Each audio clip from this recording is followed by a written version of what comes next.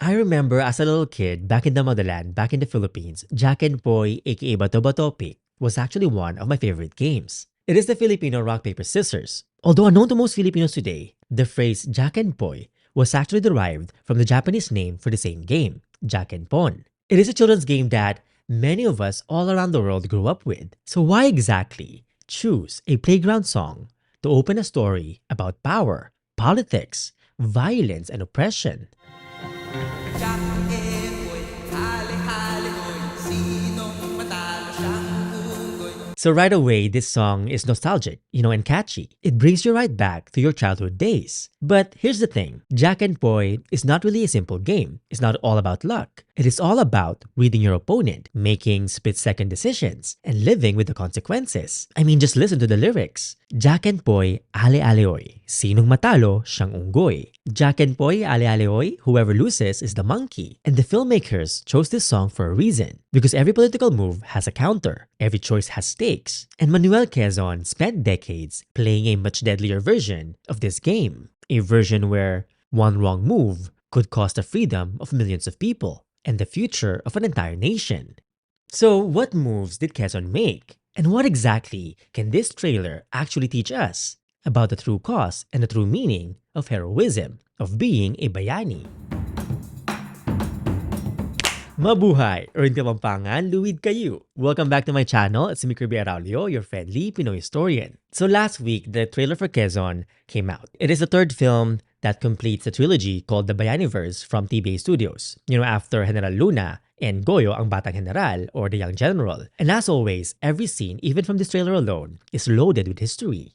I mean, for example, you've got the man who massacred nearly 1,000 indigenous Tausug sitting right across from Quezon at negotiating tables, negotiating the future of our country. You've got policies that are still fueling conflicts in Mindanao today. And all of this has deeper context that, is hiding in plain sight. So today, I'm breaking down the trailer using the 5 W's. Who, what, when, where, and why. And not to nitpick or find problems, but to give you the historical context that will make watching this full movie even more compelling. Because the more we understand what's really at stake, the more we see what lies behind those formal handshakes and political smiles, the more we understand how much was really on the line and the impact it had on the lives of our people. Now, this one person orchestrated one of America's most brutal massacres in history, an atrocity that happened in the Philippines. Yet most Filipinos don't even know about it. So who exactly are we seeing in this trailer? So first we see Jericho Rosales, aka Echo, as Manuel Luis Quezon. And I know a lot of you are thinking, why Echo? Echo is Moreno while Quezon is Mestizo. But to be honest, this casting makes sense. If you've seen the photographs or even the newsreels or videos of Quezon during his Commonwealth years, there is this intensity, this sense of someone carrying enormous weight. And Jericho Rosales has that gravitas that he exudes flawlessly on screen. And we see a lot of characters, great actors in this movie, in this trailer. But here's who I really want to talk about, who I really need to talk about. General Leonard Wood, played by Ian Glenn from Game of Thrones. Now, most Filipinos have actually never heard of Leonard Wood. But the thing is, they should have. Because this man's actions shape our people's history in ways that we're still dealing with today. So General Leonard Wood was the Governor General of the Philippines from 1921 to 1927 under the Americans. But what matters more is what he did decades before as a military commander in Mindanao and Sulu. So in March 1906, Leonard Wood orchestrated what he proudly called the Battle of Dajo. But what actually happened was the systematic slaughter of nearly 1,000 indigenous Muslim men, women, and children, innocent civilians who had taken refuge on Mount Dajo in Jolo, Sulu. And I've actually made an entire video about this and even wrote about it in my first book, Black Lives and Brown Freedom. So if you want to dig deeper, you can check them out after this video. But let me be clear, American forces surrounded the mountain, surrounded the crater of Mount Dajo, and they killed everyone, not just indigenous warriors, but also families, children, elderly, innocent people who are just trying to survive. And Leonard Wood proudly called it a brilliant feat of arms, while Mark Twain called it what it was, a massacre. And in this trailer, we see Leonard Wood negotiating with Quezon 2 decades later. Quezon representing our people still under colonial rule, sitting across from the architect of one of the most brutal episodes of American imperialism. The man behind atrocities in our islands, Leonard Wood, represented the American willingness to use overwhelming violence against indigenous communities. So when we see Leonard Wood on screen, we're seeing someone who believed that American imperialism was worth any amount of our people's blood. And Quezon knew exactly who he was dealing with. So every handshake, every negotiation, and every diplomatic smile was happening in the shadows of atrocities like Dajo. Now, apart from Quezon and Leonard Wood, the trailer also gives us glimpses of other Philippine presidents. So apart from Quezon, we have Emilio Aguinaldo, Sergio Osmeña, and Manuel Rojas, reminding us that the story of Quezon is just part of a larger narrative of the struggle for Philippine independence, for the freedom of our people that happened across different eras. But to be honest, for me, in this movie, in this trailer, the dynamic between Leonard Wood and Manuel Quezon is really where the real tension lies. Because more than just politics, here we have survival, dignity, and what you're willing to accept when the alternative could be annihilation. The Commonwealth period was never this golden age that many Filipinos think it was. So what exactly was happening in the Philippines during this period? Now in the trailer we hear Emilio Aguinaldo saying, "Too many politicians, but too few public servants." Now this line captures, something important about the frustrations that span generations of Filipino leaders. The tensions between genuine public service and political maneuvering. It is a sentiment that resonates across different eras. Let's be honest, resonates to this very day. And what it's showing us is the realities of governance and independence during the Commonwealth period. Now here's what we really need to understand. The Commonwealth period is often glamorized and romanticized in the Philippines. And I get it. It is sandwiched between the brutalities of the Philippine-American War and the devastation and atrocities of World War II. So if you think about it, compared to those catastrophes, to those bloodshed, the 1920s to the 1930s can really look like a golden age of progress and self-governance. But the thing is, that romanticization really obscures the real tensions and contradictions of the era. This was still a colonial arrangement. American economic interest still shaped the policies. Regional inequalities still festered. The elite politics we see in this trailer, the formal meetings, the diplomatic negotiations, the campaigns, all of this was happening while millions of Filipinos remained excluded from genuine political power. So with this context, you see how Quezon was simultaneously trying to prepare the Philippines for independence, manage American oversight, build national unity across incredible diversity, and at the same time, deal with economic challenges and growing threats from Japan. Just think about it. Imagine trying to build a nation while still technically under colonial rule, while different regions of your country have different relationships with the capital, different needs and interests, while global tensions are rising, and while you know that in just a few years, you're supposed to be fully independent. The Commonwealth of the Philippines was supposed to be this transition phase, but transitions are always messy. They require working within existing systems, while at the same time trying to transform them, to fix them. And that tension between idealism and practical politics, that is exactly what this trailer seems to be capturing. This diplomatic dance and political war all started long before independence. So when exactly does the story of Quezon take place?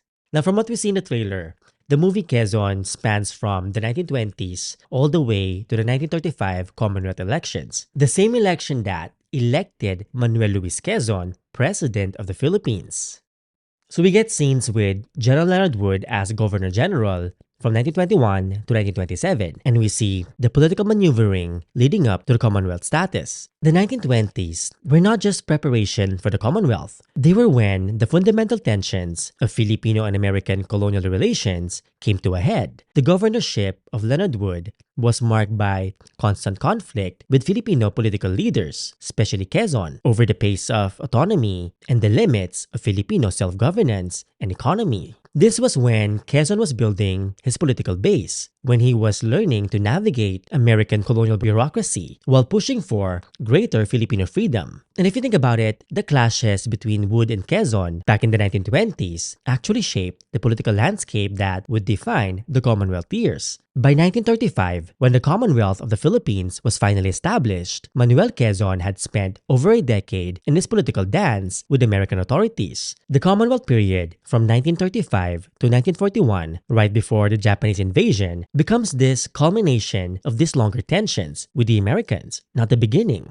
Now, unknown to many, 1935 also brought the Sakdalista uprising in Central Luzon, showing that even as elite Filipino politicians celebrated Commonwealth status, rural communities were still dealing with poverty and inequalities, with exploitation and oppression. And then, 1937 saw Quezon's controversial national language policy. And by the late 1930s, tensions with Japan were rising, while Quezon was trying to modernize the economy and prepare for independence. So again, the Philippines from the 20s to the 30s was more chaotic than most people imagine. This was not a time of simple choices. Quezon was working with and against men like Leonard Wood, who had demonstrated that Americans were willing to use violence against our communities. So every political calculation was made in the shadow of that history. Every compromise was weighed against the possibility of losing that autonomy, degrees of freedom that had already been gained. But let's not forget, the Philippines was fully independent when the Americans took over. They did not save us from the Spaniards. We saved ourselves until Uncle Sam took our freedom away.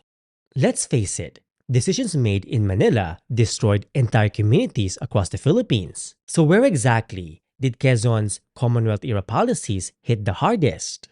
The Quezon trailer shows us government buildings in Manila, marble halls, campaign trails, ballrooms, secret meetings, but all within the centers of power. And to be honest, that makes sense. Kasi this is where major policy decisions were made, where the future of the country was often debated and decided. Now, we don't really see this in the trailer, but here's where understanding geography becomes crucial. Because unknown to many, Commonwealth policies played out very differently across the archipelago. For example, in Central Luzon, Quezon's agricultural policies directly affected the farmers who would rise up in the Sakdalista movement of the 1930s. But let's talk about the language policy. In 1937, Quezon's administration chose Tagalog as the basis for the national language we now call Filipino. And this is why today, August is celebrated as Buwan ng Wikang Pambansa or National Language Month in the Philippines because August 19th was Quezon's birthday. Now on one side, this was a massive political achievement, creating a unifying language for thousands of islands with dozens of languages. But the thing is, here's what that policy actually did. It reduced complete languages like Binisaya, Iloco, Kapampangan, Bicol, and so many more to mere dialects of Filipino. Now think about that. Languages with millions of speakers, their own literature, their own complex grammar, suddenly labeled as just variations of Filipino, aka Tagalog. So if you think about it, what Manila called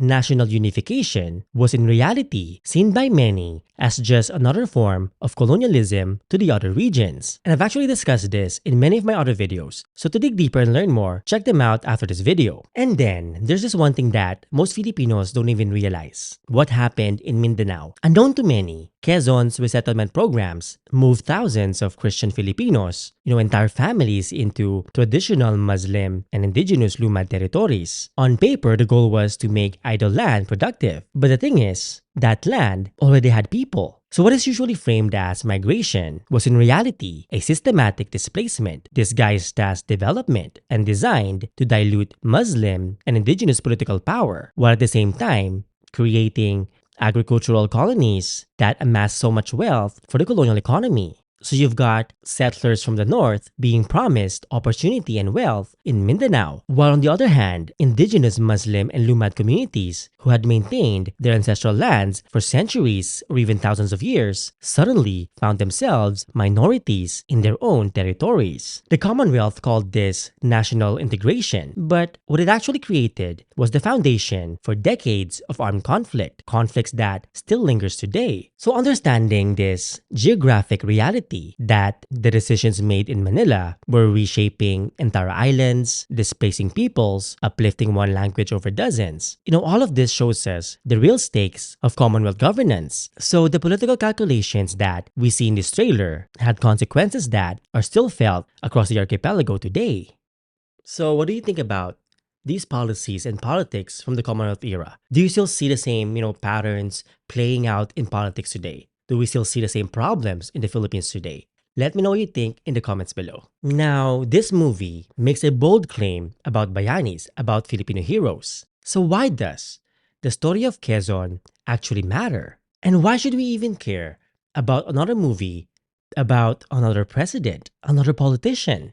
The trailer opens with Quezon saying, being a Bayani is all about perception. And if you've been following the Bayaniverse from General Luna to Goyo and now Quezon, then you realize that this is actually the thesis statement of the entire trilogy. Just think about it. How you remember heroes or Bayanis involves a lot of perception. Being a Bayani is not just about doing heroic things or sacrificing your life for the greater good. It is also about how your story gets told, how people remember you. And the trailer shows us Quezon actually doing this, commissioning propaganda films or newsreels to showcase his accomplishments. I mean, this guy understood political theater long before we even had social media. But then again, let's think about what this actually means. If being a Bayani is all about perception, then what does that say about Luna, about Goyo, about the many Bayanis who fought for our freedom? And this is where the movie Quezon becomes quite unique from the previous two films. General Luna showed us a passionate, very passionate but politically naive general who often made enemies through his abrasive personality, through his temper. Then in Goyo, ang Batang General depicted a young leader whose concern with personal glory ultimately led and contributed to his downfall. But now we have Quezon to explore a different kind of heroism, one where the leader understood the importance of narrative and public perception as tools of governance, not just personal vanity. And to be honest, seeing Quezon commissioning all these propaganda films feels very familiar. If you think about it, it is not so different from present-day politicians crafting their social media presence, focusing more on looking good and winning the election than actually governing well. But here's the thing, understanding the role of perception in how we remember our heroes or Bayanis does not actually diminish their accomplishments. In fact, it makes them more complex, more human. And this is why movies like Quezon matter. When historical narratives and historical movies are willing to explore complexity rather than just hero worship, they actually help us understand how leadership actually works. They help us understand the messy realities of power and politics, the realities of competing pressures and brutal choices. Let's wrap up this video with a checklist to use when watching Quezon or any historical films. So first, who bears the real cost? I mean, look beyond the main character. Do we see how decisions are impacting and affecting ordinary families, everyday workers, communities that historically had no power? And second, does the story ever leave Manila? I mean, if we're only seeing the marble halls and government buildings, if we're only seeing the ballrooms and the banquets and secret meetings, then we're actually missing most of the country. We're actually ignoring the bigger stories. And third, who actually gets to speak beyond the politicians, beyond the main characters like Quezon? I mean, for example, do we ever see indigenous voices leading the story, driving the narrative? Or are they just reacting, or worse, tokenized in the background? Now, based on the trailer, this movie has real potential. Historical films work best when they show us complexity, not the simplified versions of romanticized history, but the brutal calculations, the impossible compromises, the human cost of every decision. Just think about it. The centralized power, the regional inequalities, the patterns of exclusion and exploitation, many of the problems we see today, many of them have roots in the Commonwealth era. And here is where people often misunderstand Quezon. I mean, you've probably heard this famous quote from Quezon. The one that goes, I prefer a government run like hell by Filipinos to a government run like heaven by Americans. And that is where people usually stop and start blaming Quezon for the messy politics in the Philippines today. But the thing is, they actually miss the most important part. They actually ignore the second half of this quote. Because Quezon also said that however bad a Filipino government might be, we can always change it. And if you think about it, that second half changes everything. Quezon was not endorsing bad governance or corruption. Quezon was arguing for self-determination, for sovereignty, for the right to fix our own problems, rather than being puppets of foreign powers, no matter how benevolent they pretend to be. So if this movie can show us how Quezon actually worked and built power, the backroom deals, the compromises, the political realities, then we'll understand something crucial about leadership that goes way beyond just one president. So think of it like Jack-En-Poy. Every move and every choice in this movie scores a point from someone's perspective. But the question is, whose story gets to be told and whose narrative gets to be forgotten? The question is whose story wins and who gets erased. Because when you understand these historical roots, when you understand these political realities, when you're immersed in the struggles of our people, then you're better equipped to see through today's political theater, to see through today's political BS, political dramas. You're better equipped at demanding better from our leaders. Because again, knowing about our histories, knowing about our roots is not just about the glitz and the glamour of the past, but more importantly, it is all about learning from the lessons and the wisdoms of our ancestors, the lessons and the wisdom from the struggles of our people. So definitely watch Quezon when it comes out this October, but watch it with this context in mind. And if you want to dig deeper, I've actually made hundreds of videos unpacking our people's histories, cultures, and everything in between, from pre-colonial societies to fierce revolutions and Southeast Asian diplomacy. And I've also written several books all about reclaiming and uplifting the narratives of our people. So check them out in the links below. Maraming salamat po, Oy ni Ilocano, agyaman naklaunay, and Kapampangan, dakal pong salamat kay Kongan. See you next time, ang Tagalog kita kits, and Kapampangan. Mikitix and in Binisaya, kita aita.